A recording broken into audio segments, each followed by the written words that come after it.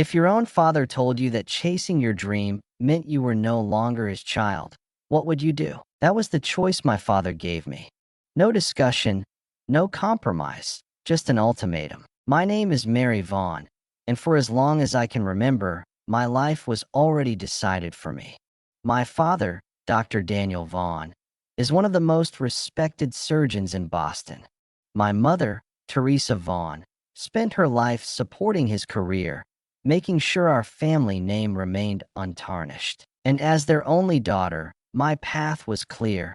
I was meant to follow in my father's footsteps, become a doctor, and carry on his legacy. But I had a secret, a part of me they would never accept. I didn't dream of scalpels and white coats.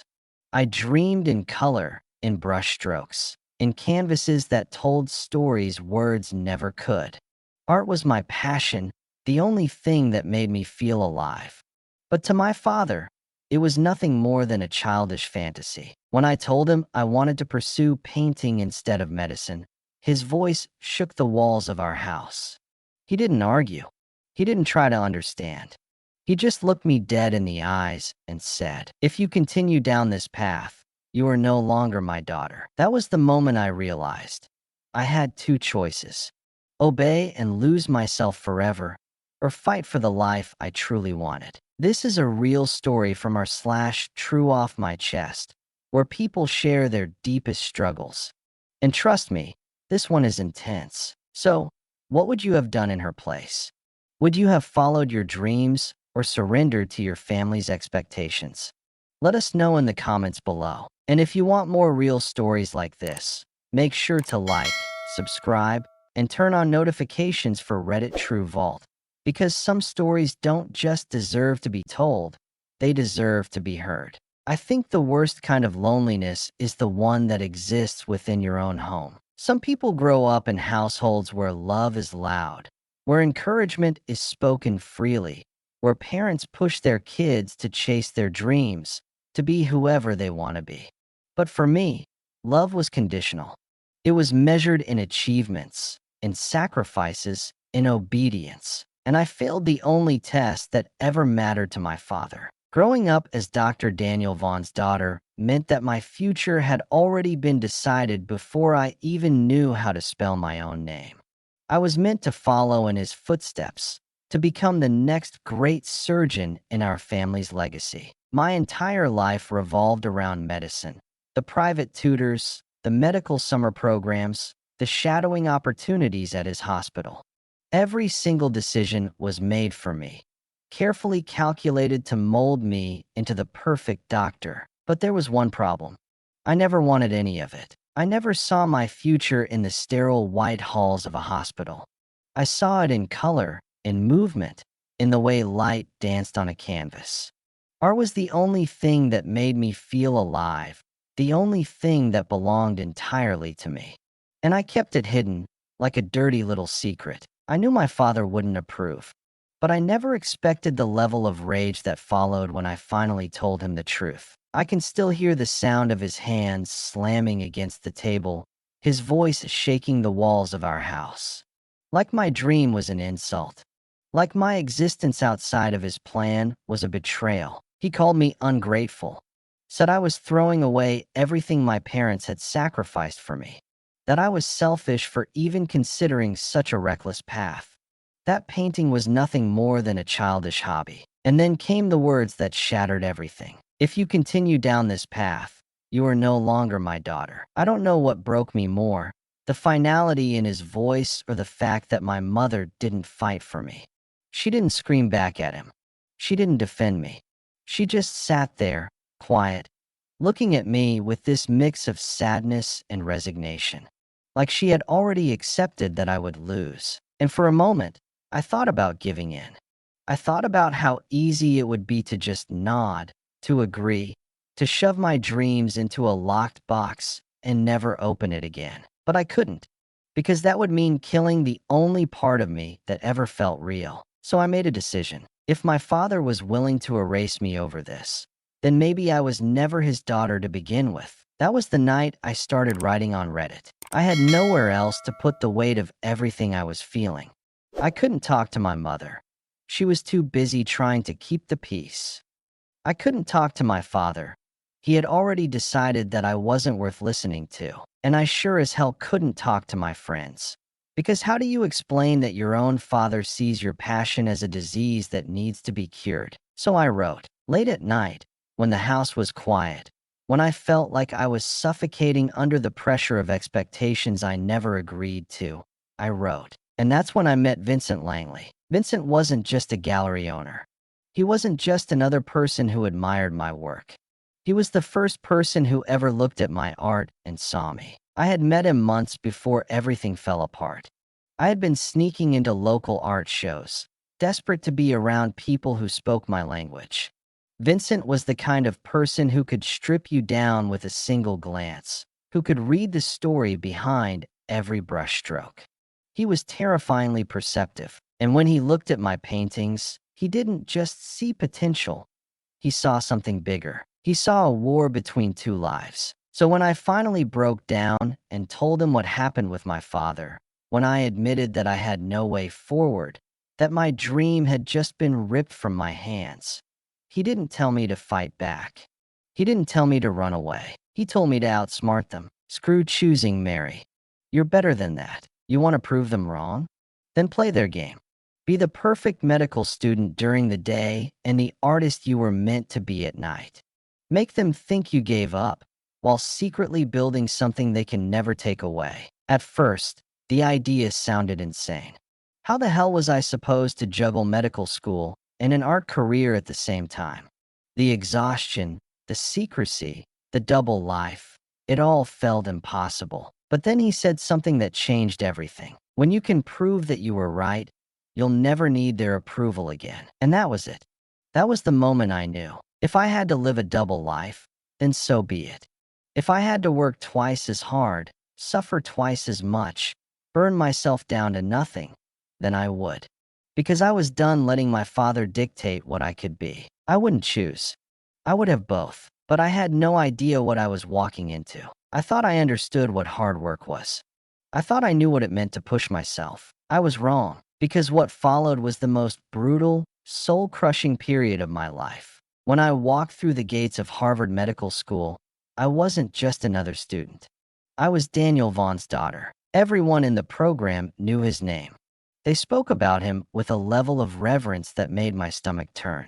To them, he was a legend, a world-class surgeon, an untouchable figure in the field of medicine. To me, he was a warden, and I was a prisoner serving a life sentence. I wasn't just expected to succeed. I had to be perfect. Every morning, I woke up before the sun even had a chance to rise. I barely had time to breathe before my schedule swallowed me whole. 6 a.m., morning rounds at the hospital. My father wasn't my professor, but he might as well have been. His presence loomed over me, watching, waiting, analyzing every move I made. 8 a.m. to 6 p.m., lectures, labs, clinical rotations. The weight of my last name followed me everywhere. Professors pushed me harder, classmates whispered behind my back. She only got in because of her father. She has it easy. They had no idea. 7 p.m., midnight. Instead of going home like everyone else, I took a detour. A small, dimly lit studio apartment across town, the only place where I could breathe. I locked the door, took off my pristine white coat, and picked up a paintbrush. For those few hours, I wasn't Mary Vaughn, the prodigy medical student. I was Aria Quinn, the anonymous artist whose paintings were beginning to sell for thousands. 1 a.m. to 4 a.m., studying, cramming, memorizing medical textbooks until my vision blurred. 4 a.m. to 5 a.m., sleep, if I was lucky. And then it all started again. At first, I thought I could handle it. I told myself it was temporary, that one day, I'd be free. But my body disagreed. My hands, once steady, began to shake. I started making mistakes in the lab. My mind was always 2 steps behind, trapped between two worlds. I remember one night, around 3 a.m., staring at my reflection in the bathroom mirror. I didn't recognize myself. Dark circles, hollow cheeks, ink-stained fingers. I looked like a stranger wearing my own skin. I had become a ghost haunting two lives. My father only grew stricter. The more I succeeded in school, the more he pushed.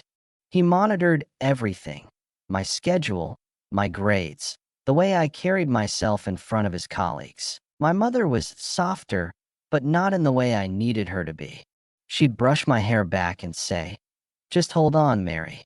One day, you'll understand why this is best for you." I wanted to scream at her. I understood perfectly.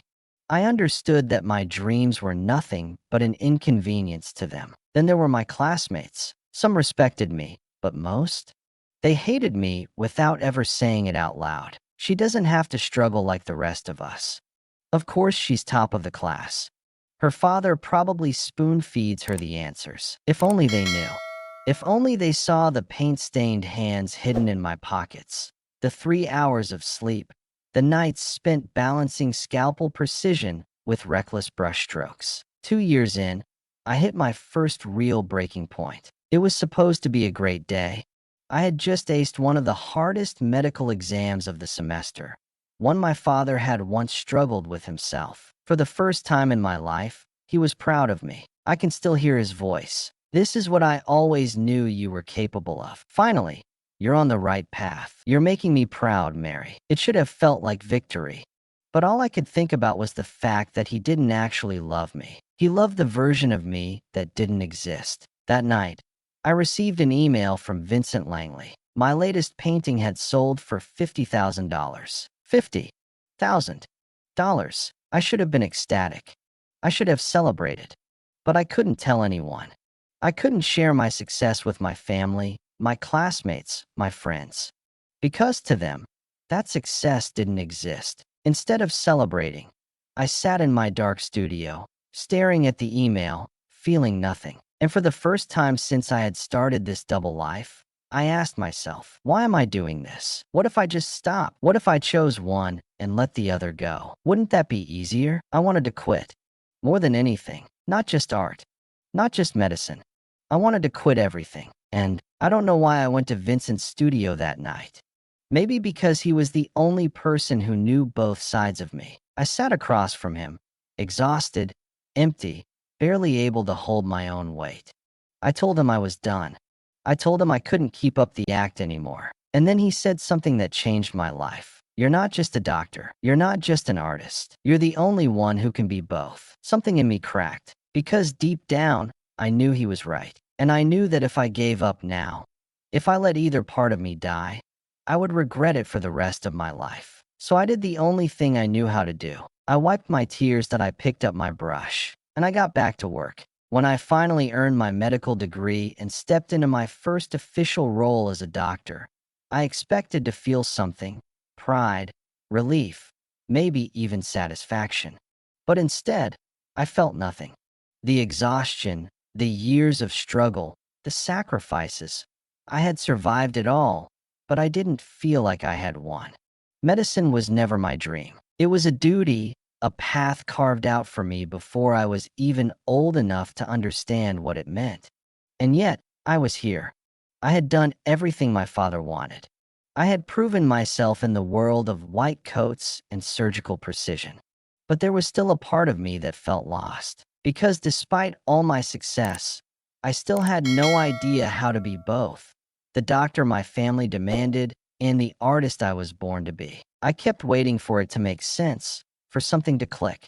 Every morning, I walked through the hospital halls, carrying the weight of a name that meant everything in the medical field, but nothing in the world where I truly belonged. And every night, I returned to my studio, hidden behind a name no one could trace back to me, painting until my hands ached. I was still living a double life, still trapped between two worlds. And then one day, everything changed. It happened during one of my hospital shifts.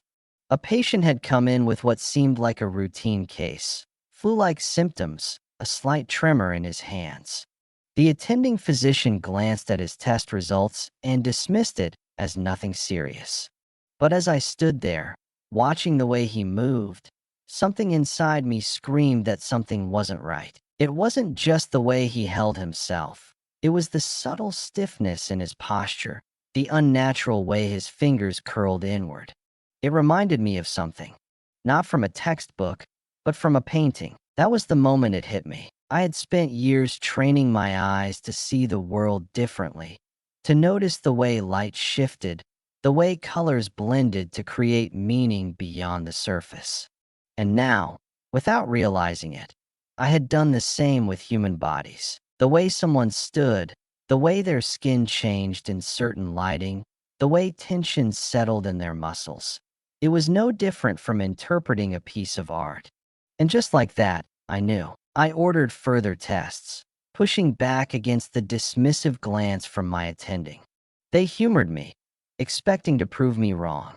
Instead, the results came back confirming what I had suspected. It was a rare neurological disorder that had been overlooked. If we had waited, if we had accepted the easy answer, the damage would have been irreversible. But we caught it in time. That night, as I stood in my studio, staring at a blank canvas, I felt something stir in me that I hadn't felt in years. A connection, a bridge. Medicine and art weren't separate worlds. They were different languages describing the same thing. And for the first time, I didn't feel like I was living two lives. I felt like I had finally figured out how to be both. From that moment on, everything shifted. My paintings became more than just an escape. They became a reflection of what I saw in the hospital.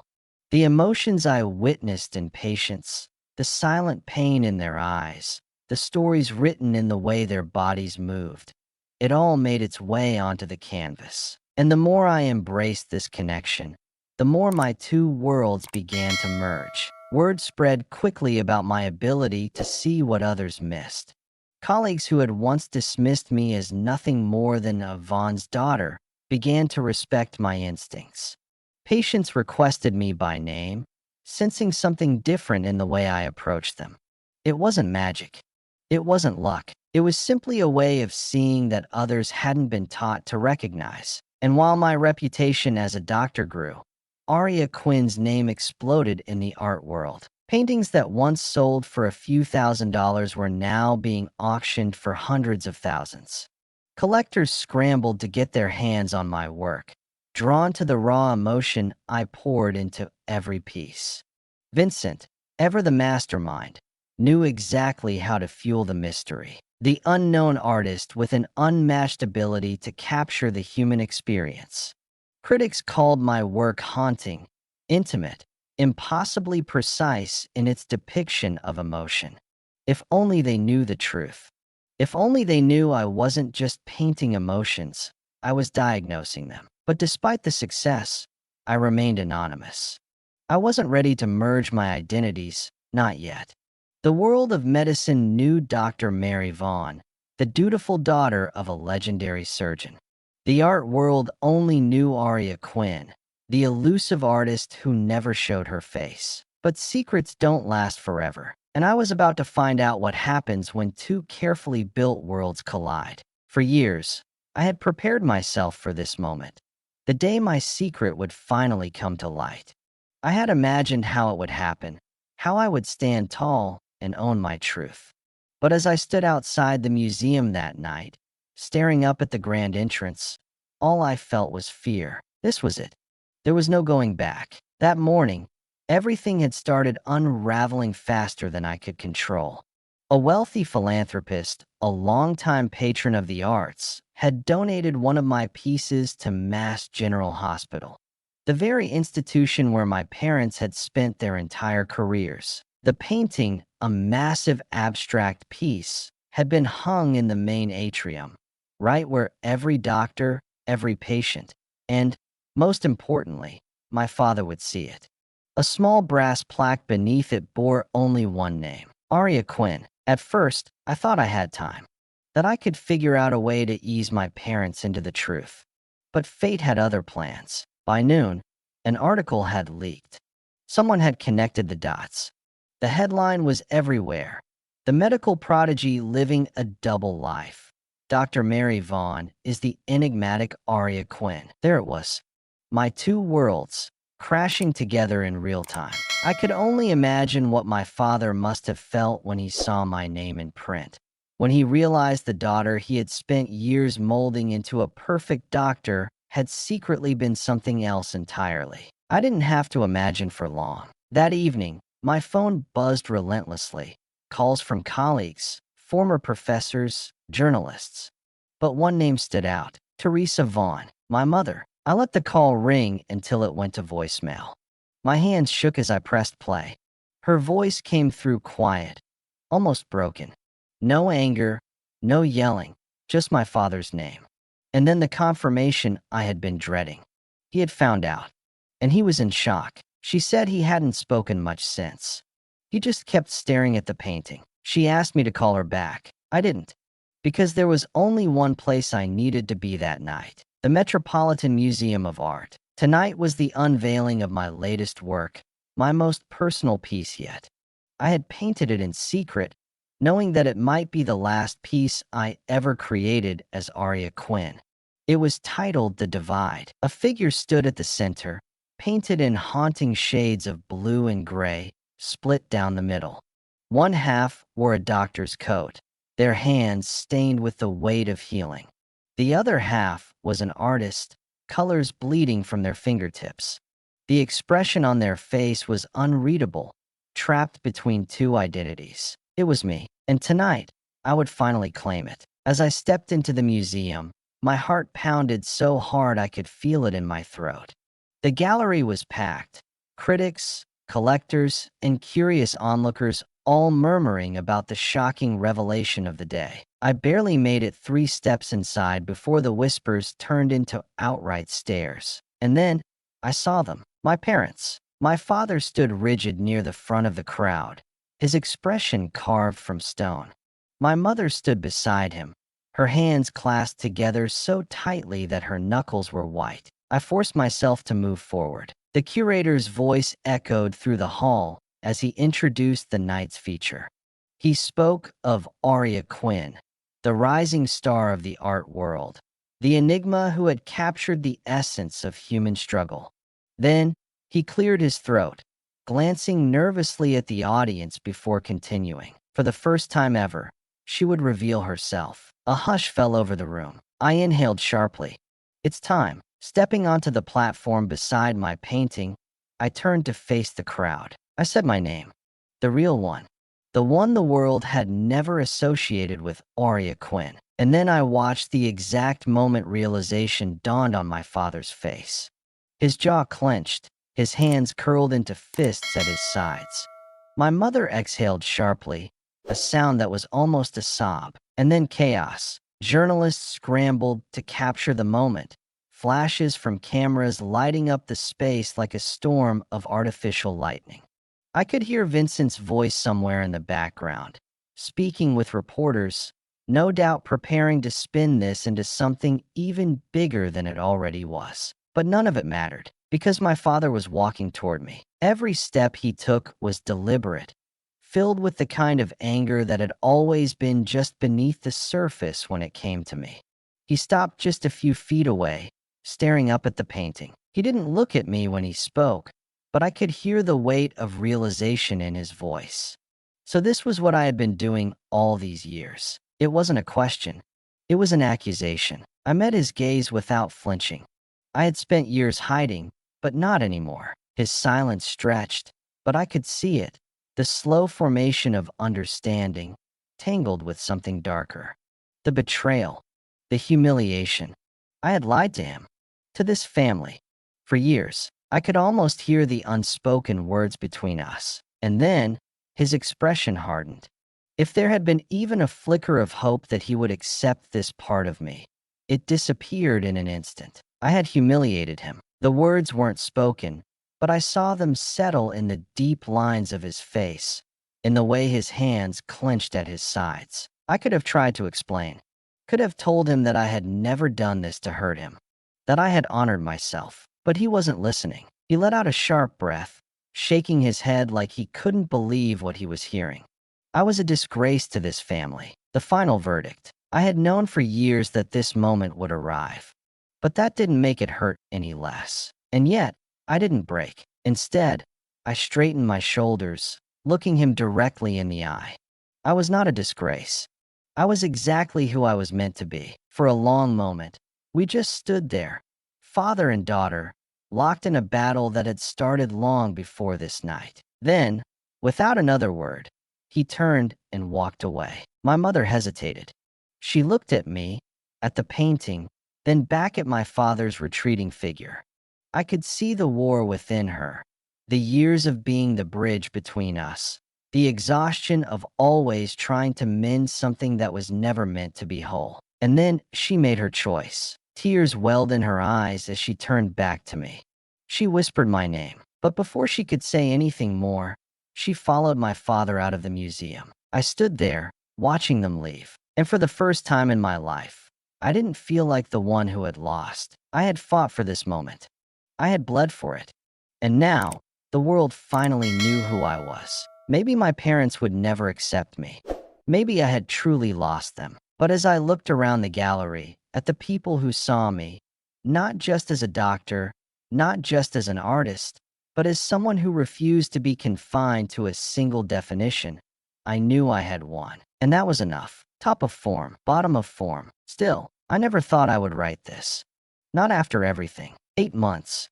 That's how long it had been since I stood in that museum, revealing to the world, and to my father, who I truly was. 8 months since he turned his back on me and walked away without a word. I had convinced myself that was it. That whatever love once existed between us had died that night, buried under years of resentment and unspoken words. I told myself I didn't need him, that I had built a life without him, a name that no longer needed his approval. And yet, life has a way of surprising you. It started with Vincent Langley. I had been avoiding his calls for weeks. Not because I didn't care, but because every time I heard his voice, it reminded me of my father. Of the moment, everything unraveled. But that night, Vincent didn't call. He showed up. I opened my door to find him standing there, an unreadable expression on his face. He held out an envelope. Thick, slightly worn at the edges. Your father came to see me. I don't know what I expected to hear. An apology? A demand? Another ultimatum? Vincent just shook his head. He didn't come to fight. He handed me the envelope, and for a moment, I hesitated. But my fingers moved on their own, breaking the seal, pulling out the contents. It wasn't a letter. It was a stack of photographs. Photographs of my paintings. Every single piece I had ever created as Aria Quinn. Some from my first anonymous gallery showing. Some from exhibits I had thought my father never knew about. Some I hadn't even realized had been photographed at all. He had looked at them, really looked at them. And then, beneath the stack, something else. A sketch. One of mine. Except it wasn't mine. The lines were rough, hesitant, as if the person holding the pencil wasn't used to drawing at all. But I recognized the subject instantly. It was my painting, The Healer. The first piece I had ever created as Aria Quinn. The first time I had put my father on canvas. Not as the rigid, commanding figure the world saw him as, but as the exhausted man I had glimpsed in fleeting moments. His face lined with years of strain. His hands curled from the weight of expectations. I had drawn him as he was, not as he pretended to be, and he had tried to recreate it. The air in my apartment felt too thick. My heart pounded, my fingers tightening around the paper. Vincent's voice was quiet. He didn't say much, but he stood in my gallery for hours, just looking. And before he left, he asked me to tell him everything. He did. He told my father about the nights I worked until my hands shook, surviving on 3 hours of sleep. He told him about the rejection, the isolation, the countless times I nearly gave up. He told him about every sacrifice I made, not just for my art, but for my place in his world, too. And my father had listened. For the first time in his life, he had sat there and listened. He never asked for my forgiveness, never admitted he was wrong, never even reached out to me himself, but he had tried to understand. I didn't know what to do with that. The second time I heard about him, it wasn't from Vincent. It was from my mother. It had been so long since she last stepped into my space that, for a moment, I thought I was imagining it. But she was there, standing in my doorway, the same way Vincent had been days before. She looked different, not in any obvious way, but in the way she carried herself, like someone who had spent months watching their world shift without knowing where they stood anymore. She sat across from me, hands folded in her lap, looking down at the floor. And then she told me. She spoke about the small things first. How books on abstract art had started appearing on my father's desk, tucked between his medical journals, as if he wasn't quite ready to acknowledge them. How he had begun lingering in the hospital lobby, standing before my painting in silence, his fingers tightening around the edge of his coat. It was impossible to imagine Daniel Vaughan, the man who once dismissed my art as meaningless, now standing there, trying to understand it. My mother hesitated, then continued. He had never spoken about it, never admitted curiosity. But she had seen it, the way he looked at my work when he thought no one was watching. For a moment, I waited for the inevitable but, the part where she would say he still believed I had wasted my life. The part where she would remind me that he would never truly accept what I did. The part where she would insist that despite everything, he hadn't changed. But it never came. Instead, she looked at me, her eyes tired, but softer than I had seen them in years. And then, in a voice almost too quiet to hear, she told me something I never expected. For the first time in his life, Daniel Vaughan had done something he had never done before. He had sat down, and he had listened. I felt something shift inside me. Not that he had apologized, not that he had admitted he was wrong, not that he finally understood, just that he had listened. The man who had spent his life dictating how things should be, who never entertained the idea that he could be wrong, had finally stopped talking long enough to hear the truth. And somehow, that meant more than any apology ever could. My mother didn't try to explain his actions. She didn't ask me to forgive him. She didn't try to convince me to reach out. She didn't defend him, and she didn't condemn him. She only wanted me to know, and that was enough. I don't know if my father and I will ever fully mend what's broken between us. I don't know if he will ever say the words, "I'm sorry." But I also know I don't need him to. I don't need him to bow his head and admit his mistakes. I don't need him to tell me he was wrong. I don't need him to erase the years of pain and expectation. What I needed was for him to see me. And he has. I think, in his own way, he has. Maybe some wounds don't heal with words. Maybe some people show remorse not through apologies, but through quiet, slow, reluctant understanding. And maybe, sometimes, that's enough. I don't know what happens next. Maybe he will always be too proud to tell me he regrets what he did. Maybe I will never hear him say that he is proud of me. But when I think of him sitting alone in that gallery, staring at my work, trying, truly trying, to understand the world I built for myself, I realize something. I don't need his words. I never did, because actions have always spoken louder than apologies. And this was enough. Perhaps, for so long, I thought acceptance had to come in the form of words. That in order for things to feel real, I needed to hear them. An apology, an acknowledgement, something tangible. But life doesn't always work that way. And maybe it doesn't have to. That night, the scent of grilled steak filled the backyard as my father stood by the fire, focused, quiet.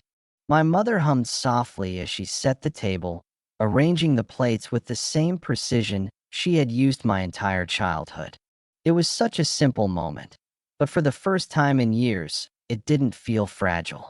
It didn't feel forced. For the first time, I wasn't waiting for an argument. I wasn't bracing for disappointment. I was just home. Maybe we were never going to be the kind of family that said things outright. Maybe some wounds take years to fade. But in that quiet backyard, under the warmth of the fire pit, I realized something. Understanding doesn't always come with words. Sometimes, it's just a seat at the table. And that's the story of Mary Vaughan, the girl who was told she had to choose between her dream and her family. Instead, she proved that sometimes you don't have to choose at all. You just have to fight hard enough to create your own path. From a daughter cast aside for chasing art to a doctor and an artist who refused to be defined by anyone else, she proved that success isn't about meeting expectations. It's about breaking them. But this isn't just a story, it's real. This post was originally shared on our /true off my chest, where people open up about the struggles no one else sees. And if there's one thing we can take away from this, it's that understanding doesn't always come in words. Sometimes, it's just a seat at the table. So what would you have done? Would you have walked away or fought for your dream? Let us know in the comments below. And if you want more real stories like this, make sure to like, subscribe, and turn on notifications for Reddit True Vault. Because some stories don't just deserve to be told, they deserve to be heard.